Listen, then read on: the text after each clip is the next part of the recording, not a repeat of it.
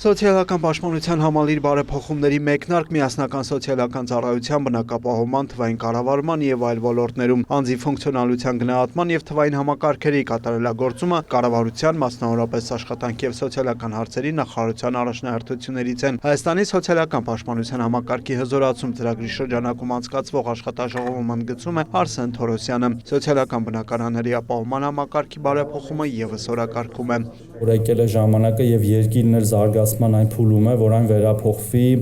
դեպի ոչ միայն անօթևան ունեցող մեր քաղաքացիների բնակարաններով ապահովելու եւ ընդհանրապես անօթևանությունը կանխարգելելու, այլև ավելի լայն մատչելի բնակարաններով ապահովելու համակարգ, ինչը կարծում եմ շատ դժվար խնդիր է լինելու, բայց լուծելի։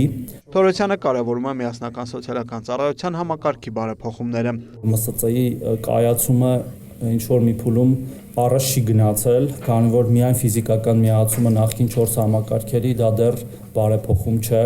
երբ որ պարզապես վերցնում ես 4 նախկին եղած գործակալություն կամ ծառայություն, դնում ես մի շենքի մեջ ու ասում ես վերջ դուք այլևս նոր ծառայություն եք, դա ամենևին այդպես չի, ոչ անունը, ոչ էլ պարզապես այդ ֆիզիկական միացումը իրեն նոր չի դարձնում։ Բարեփոխումներն իրականացվում են միջազգային գործընկերների, մասնավորապես Եվրամիության ՄԱԿ-ի զարգացման ծրագրի, ՄԱԿ-ի մանկական հիմնադրամի աջակցությամբ։ Մեր գործընկերների հետ մենք կառուցում ենք ավելի կայուն եւ արդյունավետ համակարգ, որն ունակ է լիարժեք արձագանքելու մարդկանց եւ համայնքների իրական կարիքներին ամբողջ Հայաստանում։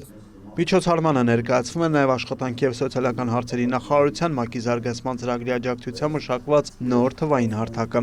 3 տասնամյակ ՄԱԶԾ-ն նպաստում է Հայաստանի կայուն զարգացմանը, այդ թվում խթանելով սոցիալական պաշտպանության հասանելի եւ արդար համակարգի ձևավորումը։ Այս ջանքերը միտված են Հայաստանի սոցիալական պաշտպանության համակարգի ամրապնդմանը, այն դարձնելու ավելի ներառական եւ դիմակայուն խոցելի խմբերի համար։ Այժմ անապահովության նոր համակարգի փորձնական ծրագիր է իրականացվում Կոտայքի եւ Սյունիքի մարզերում։ Նախատեսվում է, որ համակարգը կներդրվի ամբողջ հանրապետությունում հաջորդ տարվա հուլիսից։